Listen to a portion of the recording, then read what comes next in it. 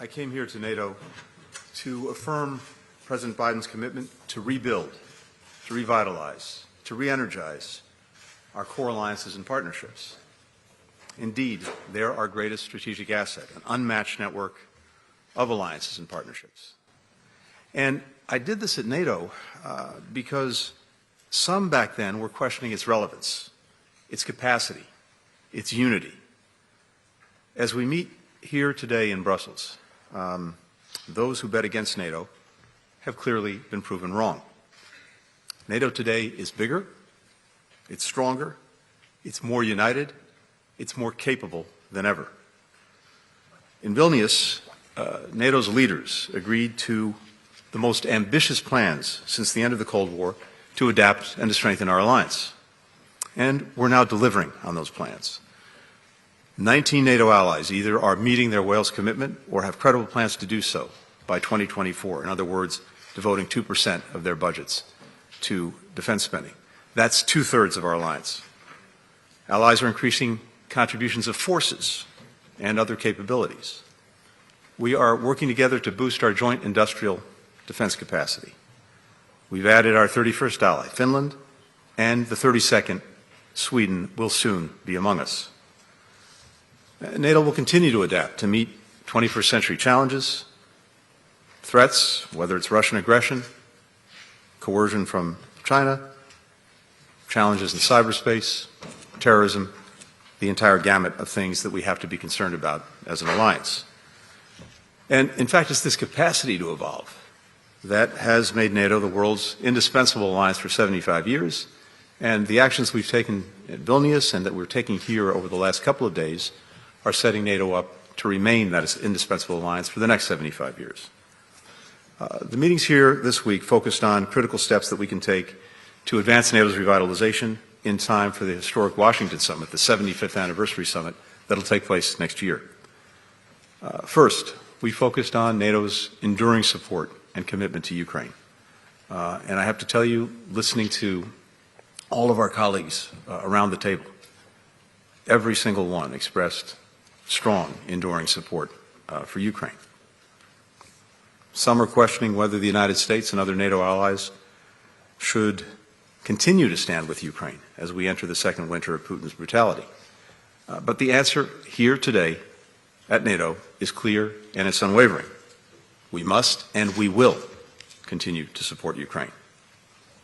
Ensuring that Russia's war of aggression remains a strategic failure is as vital today as when the Kremlin launched that war almost 2 years ago.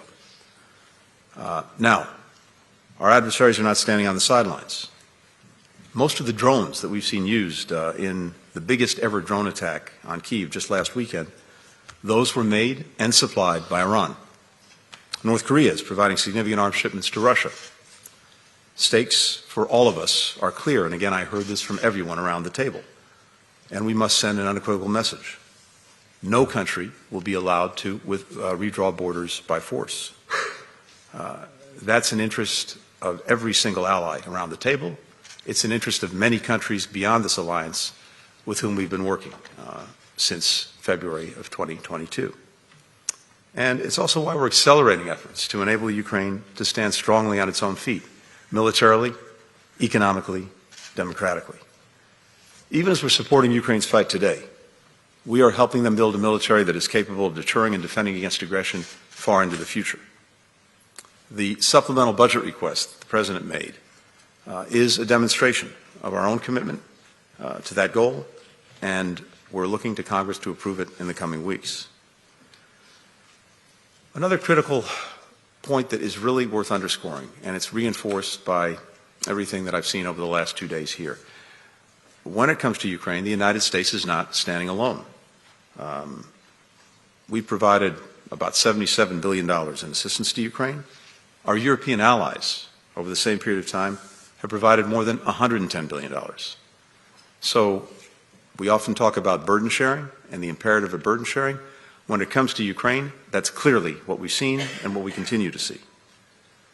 Ukraine knows that its future is a free, vibrant democracy, and its path to NATO and the European Union depend on its ongoing reform efforts.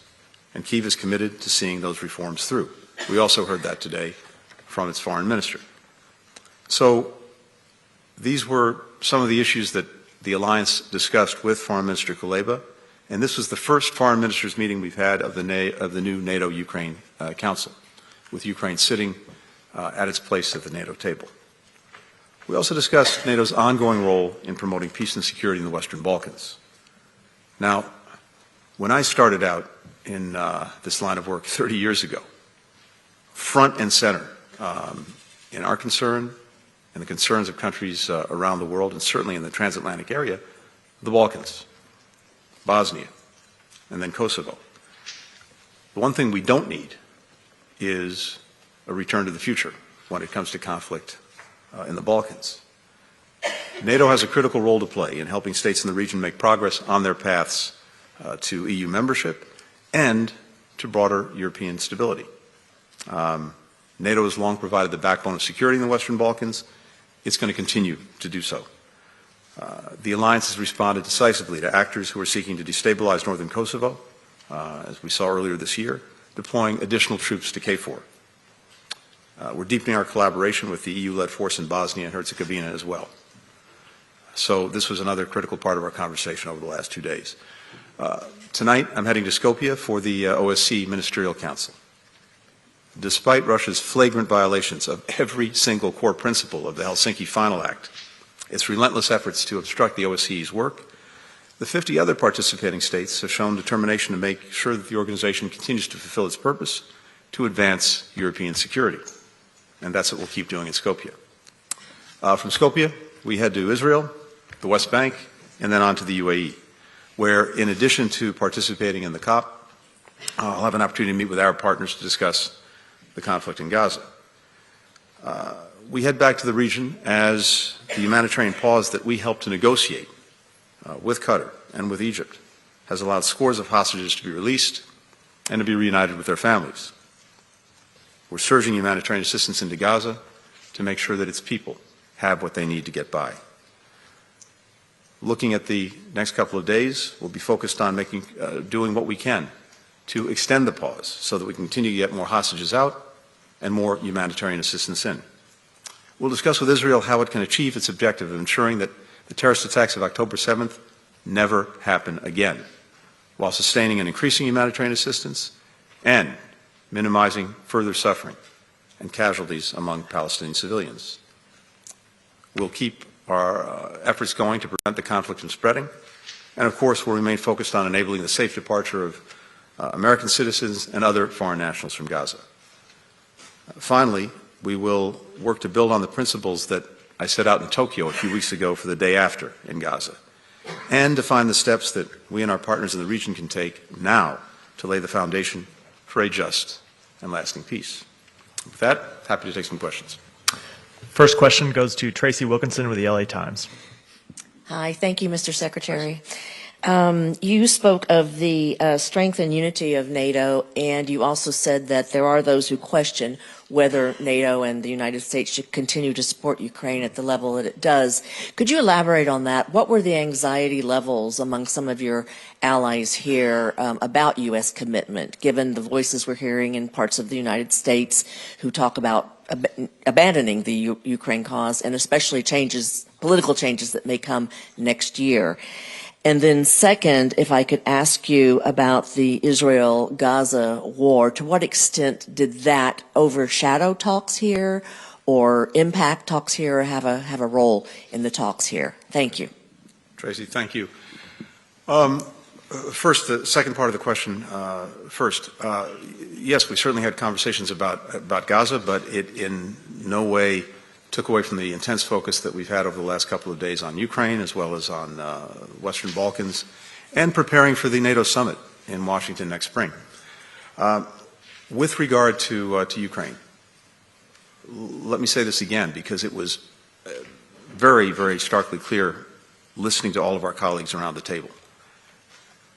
Virtually to a country, I heard a strong, enduring commitment on the part of alliance members to Ukraine, to making sure that it had what it needs to defend itself, to retake territory seized from it by Russia, but also to build itself up so that it can stand strongly on its own feet militarily, economically, and democratically.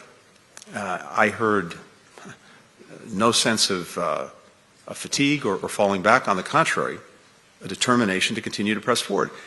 And there's a good reason for that. I think every ally recognizes that this is a matter not only of doing the right thing, it's a matter of self-interest, including for the United States. There's a clear self-interest among allies to stand for the basic principles at the heart of the UN Charter that are being violated egregiously by Russia, because these principles matter to our own peace and security. As we've said repeatedly, if we allow a country like Russia to act with impunity, to redraw the borders of another by force, to try to determine and dictate the future of another country, if that happens with impunity, then it's open season. And any would-be aggressor, anywhere, is likely to draw lessons from that. That's why it's been so important to us, but also to every country around the table, to stand strongly with and for Ukraine. And I heard nothing to suggest the contrary. And when it comes to the United States, what I continue to see, what I continue to hear is strong bipartisan support in both chambers of Congress for Ukraine. And I think you heard Speaker Johnson address this just the other day, which is very encouraging. So we have work to do to move the supplemental budget request that the President made forward. We're determined to do that. And again, we're determined to do that because it's so clearly in our interest. And Congress, time and again, when we've gone to them, has stood up and delivered. And we expect that to happen going forward. Again, not only because it's the right thing to do, but because it's the necessary thing to do to advance the interests of the United States. Joe Barnes with The Telegraph. Thank you. Joe Barnes from the Daily Telegraph.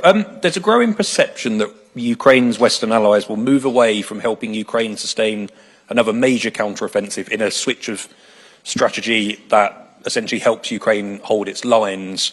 How do you ensure that the next strategy taken by Western allies doesn't prematurely push President Zelensky and Ukraine into premature peace negotiations? And secondly, if I may, can I get your thoughts on former Secretary General Rasmussen's plan that would see Ukraine be allowed to join NATO, but without Russian-occupied territories being covered by Article 5? Thank you. Good. Thanks. So what you describe is not at all what I'm hearing, seeing, or what we're doing. The NATO countries individually, and we have now more than 50 countries that are, many of them, of course, NATO members, others not, who have been almost from day one fully part of the effort to make sure that Ukraine has what it needs, not only to defend itself against ongoing Russian aggression, but to help enable it to retake territory that Russia seized from it. And that commitment continues. And there's no move away from that. We're determined to make sure that Ukraine has what it needs, including to take back territory that Russia's taken from it. At the same time, there's also, and I think this is critically important, a commitment on the part of many countries to help Ukraine build a future force that can ensure deterrence and ensure defense against aggression going forward. And that's critically important, coupled with the efforts that we're making in other areas, for example, to generate private sector investment in Ukraine so that its economy can continue to grow, to build, and it has resources of its own, as well as making sure that it's advancing on reforms to strengthen its democracy, which will be tremendously facilitated by the fact that the European Union is engaging Ukraine on the accession process, and of course reforms are necessary for that. All of that is doing two things. It's making sure that Ukraine has what it needs in this moment to continue to deal with Russian aggression, to continue to work to take back its territory, but also sets Ukraine up strongly for the future so that it can stand strongly on its own feet, again, not only militarily, but economically and democratically. That's the single best response that we can make. And it also has this effect. The main impediment to resolving this aggression, to resolving this conflict, which no one wants more than the Ukrainian people, In fact, the only impediment is Vladimir Putin. And the extent to which he believes that he can somehow outlast Ukraine, outlast its people, outlast its supporters, may be feeding the refusal of Russia to engage in any meaningful way in diplomacy or negotiations. So the work of this alliance, the work of the individual countries that are part of this alliance, as well as many other countries around the world, to support Ukraine, to help it defend itself, as well as to set it up for the future, that's the single most effective way to disabuse Putin of this very wrong-headed notion. Michael and on Rasmussen, I haven't focused on that. I think the alliance in Vilnius was very clear that Ukraine will become a member of NATO when all allies agree and when conditions are met. That's the policy. It was clearly stated in Vilnius, clearly reaffirmed today. Michael Crowley with the New York Times. Thank you, Mr. Secretary. Two questions on Gaza. The first is that given the large number of hostages who remain and the enormous humanitarian need in Gaza, do you believe that the current pause in fighting should be substantially extended despite concerns in Israel that it may be allowing Hamas to regroup? And is it possible that Israel's offensive would not resume at all? And secondly, you have stressed the importance of pursuing a two-state solution for long-term peace. Many people doubt that Prime Minister Netanyahu shares that vision. What is your opinion, and what are the implications if he does not? Thanks, Michael. With regard to the pause, look, we'd like to see the pause extended because what it has enabled, first and foremost, is hostages being released, coming home, being reunited with their families. It's also enabled us to surge humanitarian assistance into the people of Gaza who so desperately need it. So its continuation, by definition, means that more hostages would be coming home, more assistance would be getting in. So clearly, that's something we want, and I believe it's also something that Israel wants. They're also intensely focused on bringing their people home. So we're working on that. As you know, we're working on that every single day. And I expect to take that up tomorrow when I'm in Israel meeting with the government. And again, we have other colleagues in the government who are intensely working on that. With regard to two states, look, I think we've been very clear from well before October 7th, in fact, from the first day of this administration, that we believe that that is the only path to enduring peace, to enduring security, to the preservation of Israel as a strong, secure, democratic and Jewish state, and Palestinians having their legitimate aspirations for a state and self-determination met. And I think the events of October 7th only further confirm that, that commitment. But all of this is a process that everyone will need to focus on. Right now, everyone is focused on the day of, what's happening in Gaza right now. But we also need to be focused at the same time, and we are in conversations with many other countries, on what I've called both the day after and the day after the day after. By the day after, I mean what happens in Gaza once the campaign is over. There are important questions about its governance, its security, its reconstruction. A couple of weeks ago in Tokyo, I laid out some basic principles that we see as being necessary, but also the day after, which is how do we get on a clear path to meeting the legitimate political aspirations of the Palestinian people, which really, in our judgment, is the only way to durable peace, durable security for everyone, starting with Israel and Israelis. But these are conversations that we'll pursue in the days ahead, in the weeks ahead, in the months ahead. There's a long history here, but I think what this has done, what October 7th has done, among other things, is I think to refocus many countries in the region and well beyond on how do we help Israel ensure that this never happens again. And we believe that one component of that is putting in place the conditions for genuinely lasting, durable peace and stability. And for us, the best path there goes to 2 states. And the final question goes to Alexander Baker with The Telegraph. Thank you, Mr. Secretary. How does the U.S. view the ambition of the Dutch Prime Minister Mark Rutte to be the new Secretary General of NATO? And is the outcome of the Dutch election an obstacle? Well, first, we have one Secretary General at a time. And as it happens, we have an extraordinary Secretary General right now in Secretary General Stoltenberg. I said it yesterday, repeated it at the Council. His leadership over the last few years at one of the most challenging times in the history of our alliance has been nothing short of exceptional. And again, colleagues around the table said the same thing. But he still has a lot of work to do as we head to the Washington summit, which is still many months away. We're focused intensely on that work and on working with the Secretary General to make sure that we have a successful summit and the alliance continues to deliver on the commitments that its leaders have made, particularly the Vilnius summit. With regard to the future and the next Secretary General, I'm not going to comment on internal deliberations within the alliance. We will work that out. We'll work on it together.